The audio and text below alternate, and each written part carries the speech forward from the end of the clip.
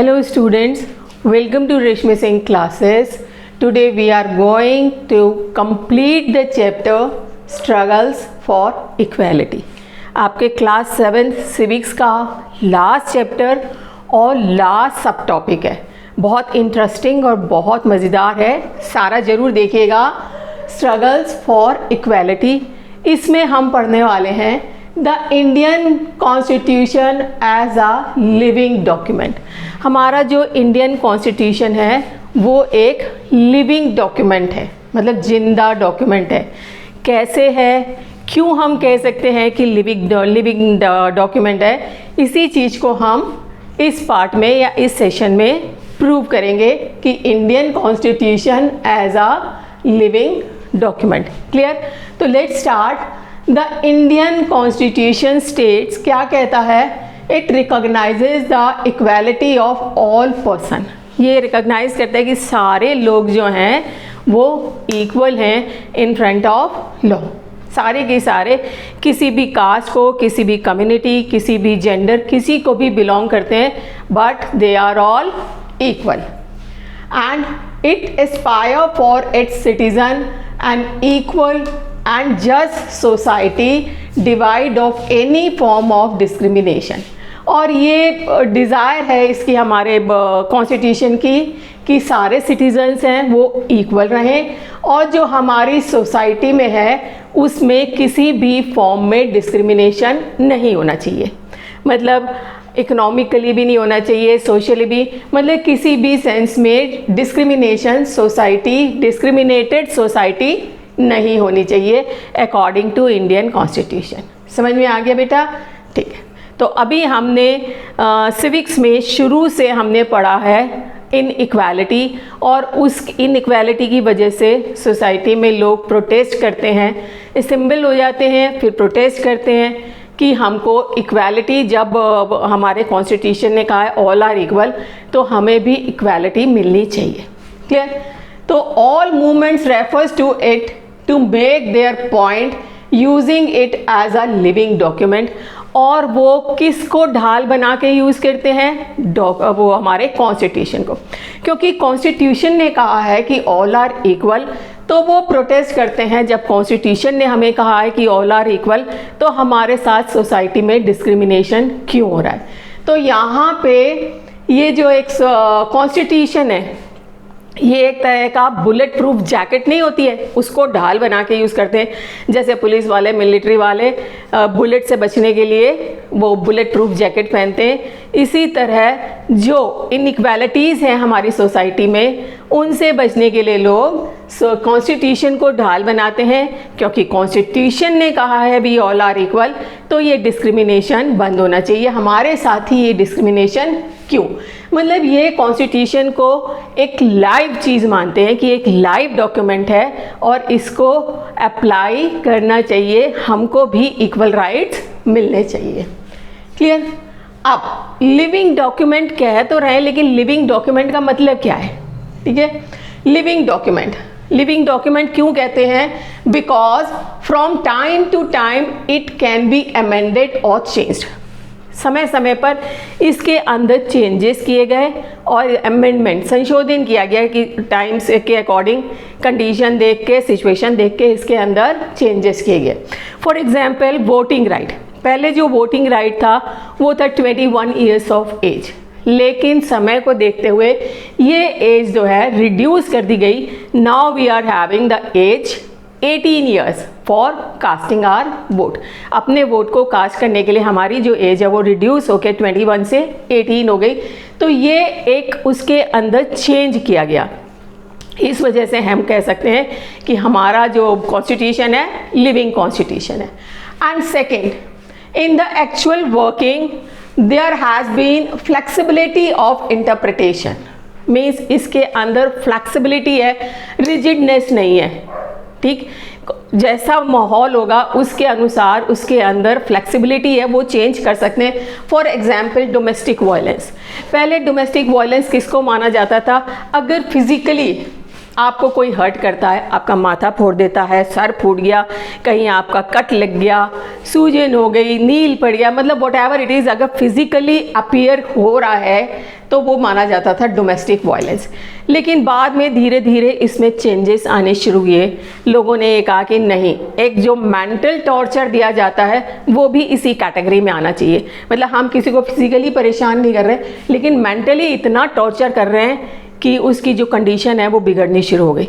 तो धीरे धीरे इस मेंटल टॉर्चर को भी आपके डोमेस्टिक वायलेंस में इन्वॉल्व किया गया। उसके बाद इकोनॉमिकली भी इसमें ये चेंज आया कि अगर आप फिज़िकली भी नहीं मार रहे हैं, मेंटल टॉर्चर भी नहीं कर रहे हैं, लेकिन इकोनॉमिकली उसको पैसा नहीं दे रहे हैं उसके जो पर्सनल नीड्स हैं उनको फुलफ़िल करने के लिए, तो ये भी एक तरह से डोमेस्टिक वायलेंस है। तो इसको भी इन्वॉल्व किया गया। मीन्स टाइम टू टाइम जैसे सरकमस्टेंसेस होते हैं, तो हमारा कॉन्स्टिट्यूशन जो है बहुत फ्लेक्सिबल है और उसमें चेंजेस इजीली किए जा सकते हैं। So we can say that our constitution as a living document. Clear, समझ में आ रहा है बच्चे? और a living document is one that is updated and modified on a regular basis, just like human beings. जैसे ह्यूमन बींग्स के अंदर चेंजेस आते रहते हैं, इसी तरह time to time according to context कि कैसा आपका माहौल चल रहा है, कैसी सिचुएशन कंडीशन है, उसके अनुसार हमारा डॉक्यूमेंट भी चेंज होता रहे, उसमें मॉडिफिकेशन होते रहे। तो उसको हम कहते हैं लिविंग डॉक्यूमेंट, जो हमने प्रूव कर दिया कि हमारे कॉन्स्टिट्यूशन में चेंजेस या अमेंडमेंट्स होते रहते हैं। द्रौपदी मुर्मू, ये हमारी माननीय प्रेसिडेंट राष्ट्रपति हैं, और इन्होंने भी क्या कहा है अपने कॉन्स्टिट्यूशन के लिए? Constitution was fully capable of incorporation the changing hopes and aspiration of people. तो जो हमारा कॉन्स्टिट्यूशन है इतना कैपेबल है कि लोगों की होप्स और एस्पिरेशंस को इनकॉर्पोरेट या अपने अंदर समा सकता है। इट मीन्स हमारा constitution is a living document. अब इन सब चीज़ों से, क्योंकि इसमें मॉडिफिकेशन होता रहता है, अमेंडमेंट्स होते रहते हैं, तो हम कह सकते हैं कि हमारा कॉन्स्टिट्यूशन एक लिविंग डॉक्यूमेंट है। क्लियर, इतना समझ में आ गया? अब in democracy it is a continuous cycle. एक कंटिन्यूअस साइकिल हमारी डेमोक्रेसी में बनी हुई है। वन और other group trying to expand the idea of democracy by demanding the equal rights and justice और न्यू और एग्जिस्टिंग इशू। इसके अंदर कोई भी आदमी या ग्रुप क्या करते हैं? कंटिन्यूअस साइकिल की तरह इसके अंदर जो डेमोक्रेसी में जो इक्वालिटी के जो इश्यूज हैं उनको एक्सपेंड करने की कोशिश करते हैं कि उसको और एक्सपेंड करें और चीज़ें हमारे इसमें जो लॉ है, या तो लॉ को चेंज किया जाए एग्जिस्टिंग लॉ को, या नया लॉ बनाया जाए। फॉर एग्जांपल आपका जेंडर इनइक्वालिटी, ये तो हमको सबको पता है कि जो फीमेल्स हैं वो डिस्क्रिमिनेट की जाती थी राइट फ्रॉम द बिगनिंग। उनके पास वोटिंग राइट भी नहीं थे। इवन अमेरिका और यूके में भी फीमेल्स को स्ट्रगल करना पड़ा वोटिंग राइट्स के लिए। इंडिया में आफ्टर इंडिपेंडेंस हमें वोटिंग राइट तो मिल गए, लेकिन और राइट्स नहीं मिले। ठीक है, पहले ये था जल्दी शादी हो जाया करती थी, तो जो अब हमारी गवर्नमेंट ने कहा कि नहीं, बेटियों को पढ़ाओ। अब उन्होंने पढ़ाने के लिए, क्योंकि लोग बेटियों को बोझ मानते थे, पढ़ाना नहीं चाहते थे, तो फ्री एजुकेशन कर दी अप टू 14 ईयर्स, ताकि लोग अपनी बेटियों को पढ़ाएं। ठीक है, वो सही हो गया। फिर उसके बाद ये कहा कि बेटियां पढ़ लिख के बाहर जॉब भी कर सकती हैं। जॉब के लिए भी उन्होंने उसमें इन्वॉल्व किया कि उससे पहले उनकी शादी नहीं करनी है, वो जब चाहे तब शादी करें। जैसे पहले मैरिजेबल एज थी 15 years for girls and 18 years for boys, लेकिन बाद में अमेंडमेंट किया कि नहीं, जब लड़कियां पढ़ रही हैं, वो कुछ काम भी करना चाहती हैं बाहर, तो 18 years for girls and 21 years for boy marriageable age decide की गई। लेकिन अभी आपको बताऊं, क्योंकि सब लड़कियां पढ़ने के बाद जॉब भी करना चाहती हैं, तो एक बिल को इंट्रोड्यूस किया गया है लोकसभा में, जिसमें गर्ल्स की मैरिजेबल एज 21 रखी गई है। हालांकि अभी इस पर कानून नहीं बना है, ये बिल पास नहीं हुआ है, लेकिन इस बिल को प्रोड्यूस कर दिया गया है। अब देखो आगे क्या होता है। बट 21 ईयर्स गर्ल्स के लिए एज रखी है मैरिजेबल। तो ये जो चेंजेस है ये धीरे धीरे क्या है, ये हमारे एग्जिस्टिंग लॉ को इनलार्ज करते हैं, बड़ा करते हैं कि ये इक्वालिटी गर्ल्स के लिए भी होनी चाहिए जैसे बॉयज़ के साथ है। क्लियर, समझ में आ गया आपको? तो ये जो हमारा वन और अदर ग्रुप वो ट्राई करते हैं कि हमारा expand in the idea of democracy by demanding the equal right, कि जो बॉयज़ के इक्वल राइट हैं वो गर्ल्स के भी इक्वल राइट होने चाहिए, और धीरे धीरे उसमें कोई नया इशू इन्वॉल्व करने की कोशिश करते हैं। और वो कहते हैं या तो नया आप लॉ बनाइए या एग्जिस्टिंग लॉ के अंदर चेंजेस करिए। समझ में आ गया बेटा? अच्छा, इक्वालिटी। इक्वालिटी हमारी कॉन्स्टिट्यूशन ने कहा है कि ऑल पीपल आर इक्वल, लेकिन इक्वालिटी के तो नहीं है, इन इक्वालिटीज़ हैं। और इक्वालिटीज़ अगर हम कहते भी हैं तो इक्वालिटीज़ के बहुत सारे चैलेंजेस हैं। कौन से चैलेंजेस है? पॉवर्टी, गरीबी बहुत ज़्यादा है, गरीबी बहुत ज़्यादा है, इसकी वजह से इकोनॉमिक और सोशल इनइक्वालिटीज़ भी हमारी सोसाइटी में पाई जाती है। ठीक है, इकोनॉमिक मतलब ये जो गरीब आदमी है वो अच्छे हॉस्पिटल्स में नहीं जा सकते क्योंकि वो उतना पैसा अफोर्ड नहीं कर सकते, और अच्छी पॉश लोकेलिटी में रहना अपने आप अफोर्ड नहीं कर सकते, स्लम एरियाज़ में रहते हैं तो हेल्थ प्रॉब्लम्स हो जाती हैं। एंड सोशली उनको नीची दृष्टि से देखा जाता है कि इनका जो बैकग्राउंड है, पढ़े लिखे बच्चे नहीं हैं उनके, तो वो सब उनको जो है कि वो कम्युनिटी वो डाउन ट्रोडन कम्युनिटी हो जाती है पॉवर्टी की वजह से।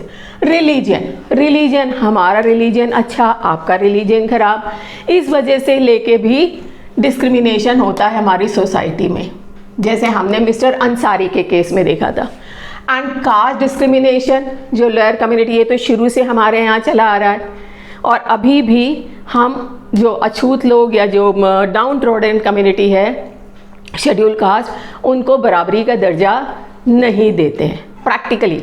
हालांकि untouchability is abolished by the constitution, लेकिन अभी भी ये कास्ट सिस्टम या अनटचेबिलिटी अभी भी हमारे सोसाइटी में एग्जिस्ट कर रही है। और gender disparity specially in the rural areas, अभी भी ये फीमेल्स के साथ इक्वालिटी वाला ट्रीटमेंट नहीं हो रहा है। तो इसका सल्यूशन क्या है?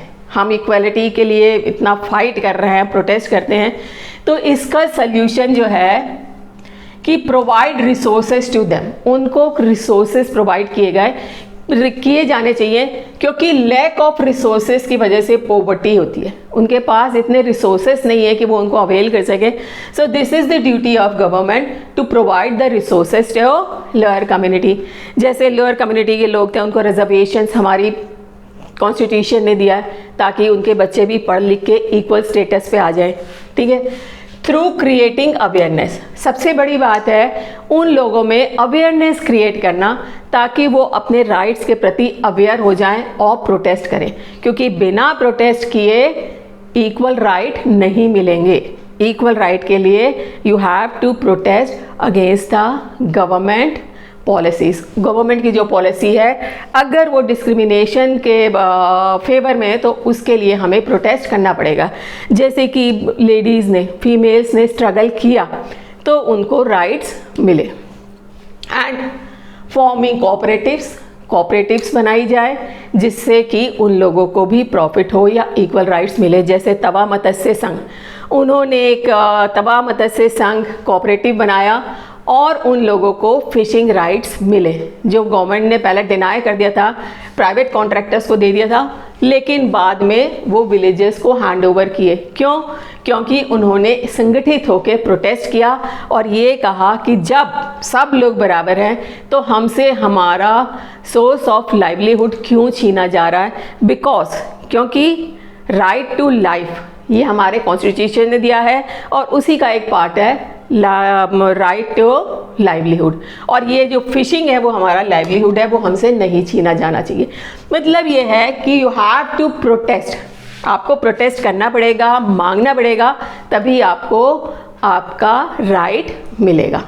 समझ में आ गया बेटा कि हमारा जो इंडियन कॉन्स्टिट्यूशन है वो लिविंग डॉक्यूमेंट है। अगर हम अपने राइट्स को मांगेंगे, प्रोटेस्ट करेंगे तो हमें हमारा राइट मिलेगा। क्योंकि हमारा कॉन्स्टिट्यूशन लिविंग डॉक्यूमेंट है और वो उसमें अमेंडमेंट करके हमारे जो राइट्स हैं वो हमें हैंड ओवर करेंगे। आई थिंक आपको समझ में आ गया होगा।